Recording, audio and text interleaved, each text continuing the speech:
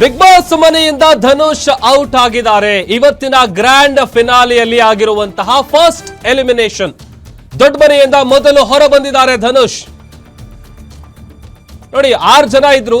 6 ಜನರ ಪೈಕಿ ಆಲ್ರೆಡಿ ಸಂಜೆಯಿಂದಲೂ ಕೂಡ ಆ ತರದೊಂದು ಟಾಕ್ ಕೇಳಿ ಬರ್ತಾ ಇತ್ತು. ಜನ ಮಾತಾಡ್ಕೊಳ್ತಾ ಇದ್ರು ಧನುಷ್ ಅವರು ಮೊದಲು ಎಲಿಮಿನೇಟ್ ಆಗಿದ್ದಾರೆ ಅಂತ. ಅದು ನಿಜ. ಬಿಗ್ ಬಾಸ್ ಮನೆಯಿಂದ ಧನುಷ್ ಔಟ್ ಆಗಿದ್ದಾರೆ, ಅಂದ್ರೆ ಎಲಿಮಿನೇಟ್ ಆಗಿದ್ದಾರೆ. ಇವತ್ತಿನ ಗ್ರ್ಯಾಂಡ್ ಫಿನಾಲಿಯಲ್ಲಿ ಫಸ್ಟ್ ಎಲಿಮಿನೇಟ್ ಇದು. ದೊಡ್ಡ ಮನೆಯಿಂದ ಮೊದಲು ಹೊರ ಬಂದಿರೋದು ಧನುಷ್ ಅಂತ ಹೇಳಿ ಗೊತ್ತಾಗ್ತಾ ಇದೆ. ಅಲ್ಲಿಗೆ ಉಳಿದಿರೋದು 5 ಮಂದಿ. ಅದರಲ್ಲಿ ಈಗ ಪ್ರತಿಯೊಬ್ಬರನ್ನು ಮಾತನಾಡಿಸ್ತಾ ಇದ್ರು, ನಾವು ನೋಡ್ತಾ ಇದ್ವಿ. ಗಿಲ್ಲಿ ಹೆಸರು ಬಿಟ್ಟು ಬೇರೆಯವರ ಹೆಸರುಗಳ ಬಗ್ಗೆ ಮಾತೇ ಆಡ್ತಿಲ್ಲ ಯಾರು. ಅಂದ್ರೆ ಅಷ್ಟರ ಮಟ್ಟಿಗೆ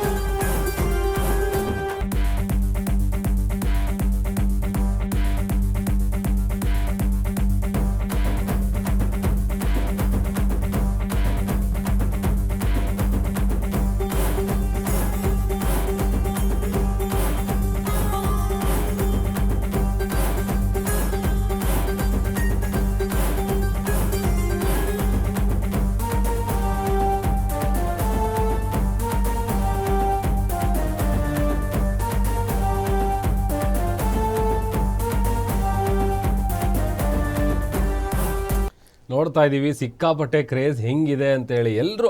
ಅಂಡ್ ಗಿಲ್ಲಿ ಹೆಸರು ಬಿಟ್ಟು ಬೇರೆ ಯಾರು ಕಂಟೆಸ್ಟೆಂಟ್ಗಳು ಇದಾರೋ ಇಲ್ವಾ ಅನ್ನೋ ತರ ಜನ ಗಿಲ್ಲಿ ಗಿಲ್ಲಿ ಗಿಲ್ಲಿ ಅಂತ ಗಿಲ್ಲಿ ಗುಂಗಲ್ಲಿ ಹೆಂಗ್ ತೇಲಾಡ್ತಾ ಇದಾರೆ. ಗಲ್ಲಿಯಲ್ಲೂ ಗಿಲ್ಲಿಯದ್ದೇ ಹವಾ ಆಗಿದೆ ಸದ್ಯಕ್ಕೆ. ಅಂಡ್ ಆಲ್ಸೋ ಧನುಷ್ ಅವ್ರು ಔಟ್ ಆಗಿರೋದು ಸಿಕ್ಕಾಪಟ್ಟೆ ಸಖತ್ತಾಗಿ ಫಿಸಿಕಲ್ ಟಾಸ್ಕ್ ಎಲ್ಲ ಆಡಿದ್ರು.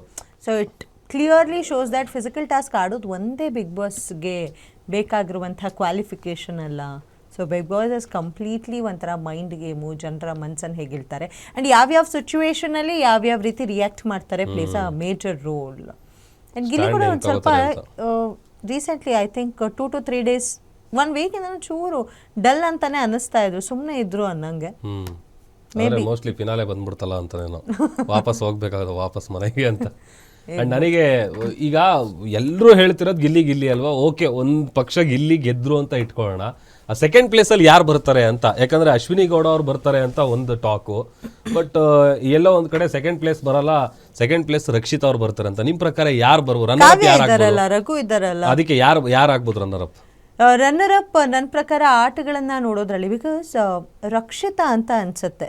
ಯಾಕೆ ಅನ್ನುವಂಥ ರೀಸನ್ ನೀವು ನಾನು ಕೇಳಿದ್ರೆ, ಸೊ ಏಜ್ ವೈಸ್ ಸಣ್ಣವರು ಹೌದು, ಬಟ್ ಆದರೆ ಆಕೆ ಮಾತಾಡ್ತಿದ್ದಂಥ ಮಾತುಗಳಾಗಿರ್ಬಹುದು and the way she use to carry ಯಾವುದೇ ಆಟಗಳಲ್ಲಾಗಿರ್ಬೋದು ಒಂದು ಸ್ವಲ್ಪ ಮೆಚ್ಯೂರ್ಡ್ ಆಗಿ ಬಿಹೇವ್ ಮಾಡ್ತಿದ್ಲು ಅಂತ ನನಗೆ ಅವ್ರ ಆಟ ನೋಡಿದಾಗಲೇ ನನಗೆ ಅನ್ನಿಸ್ತಿತ್ತು. ಮೇ ಬಿ ರಕ್ಷಿತಂಗೆ ಕೊಟ್ಟಿರ್ಬೋದು, ಬಿಕಾಸ್ ಗಿಲ್ಲಿ ಅಷ್ಟೇ ಪಾಪ್ಯುಲಾರಿಟಿ ರಕ್ಷಿತಾ ಪಡೆದಿದ್ದಾಳೆ. ಮಂಗಳೂರಿನೆಲ್ಲ ಅವ್ರದ್ದು ಕಟ್ಔಟ್ ಹಾಕಿ ಅವ್ರ ಬಗ್ಗೆನೂ ರ್ಯಾಲಿ ಎಲ್ಲ ನಡೀತಾ ಇದೆ.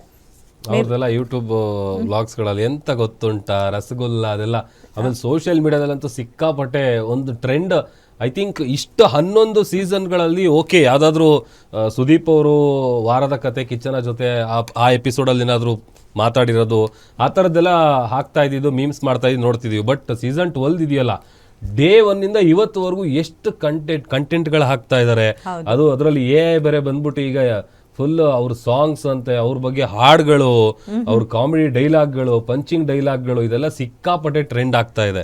ಒಂಥರ ಹೊಸ ಟ್ರೆಂಡ್ ಸೆಟ್ ಮಾಡಿದೆ. ಬರೀ ಕರ್ನಾಟಕ ಮಾತ್ರ ಅಲ್ಲ, ಔಟ್ ಆಫ್ ಕರ್ನಾಟಕ ಫೇಮಸ್ ಆಗಿದ್ದಾರೆ ಅಂತ ಒಂದು ರೀಲ್ಸ್ ಗಳಾಗಿರಬಹುದು. ಅಂಡ್ ಎಷ್ಟೊಂದು ಜನ ಬುರ್ಜ್ ಖಲೀಫಾ ವರ್ಗೂ ಹೋಗಿದೆ ಅವ್ರ ಕ್ರೇಜು. That's beautiful. ನಿಜವಾಗ್ಲು, ಯಾಕಂತಂದ್ರೆ ಒಂದು ಗ್ರಾಮೀಣ ಪ್ರತಿಭೆ ಇವತ್ತು ಆ ಮಟ್ಟಕ್ಕೆ ಅಭಿಮಾನಿಗಳು ಇಷ್ಟೊಂದು ಜನ ಟ್ಯಾಟೂ ಹಾಕಿಸ್ಕೊಂಡಿರೋದೇನು, ಕಟೌಟ್ಗಳೇನು, ಅವ್ರ ಗಾಡಿಗಳ ಮೇಲೆ ಪೋಸ್ಟರ್ಗಳೇನು. I think for the first time ಇದು ಹಿಂದೆ ಯಾವ ಸೀಸನ್ಗಳಲ್ಲೂ ಈ ತರ ಆಗಿರ್ಲಿಲ್ಲ ನಿಜವಾಗ್ಲು. ಹಣ ಮಾಡಬಹುದು, ಹಣ ಮಾಡೋದಕ್ಕೆ ಬಹಳಷ್ಟು ಹಾದಿಗಳಿದ್ದಾವೆ, ಹಣ ಮಾಡ್ಬೋದು. ಆದರೆ ಈ ಥರ ಹೆಸರು ಮಾಡೋದು, ಅದರಲ್ಲೂ ಜನಗಳ ಮನಸ್ಸನ್ನು ಇಷ್ಟು ಆರ್ಗ್ಯಾನಿಕ್ ಆಗಿ ಗೆಲ್ಲೋದು ಬಹಳ ಕಷ್ಟ. ಸೊ ಅಂಥ ಒಂದು ಮೋಡಿ, ಅಂಥ ಒಂದು ಜಾದು ಗಿಲ್ಲಿ ಮಾಡಿದ್ದಾರೆ ಅಂದರೆ ತಪ್ಪಾಗಲ್ಲ.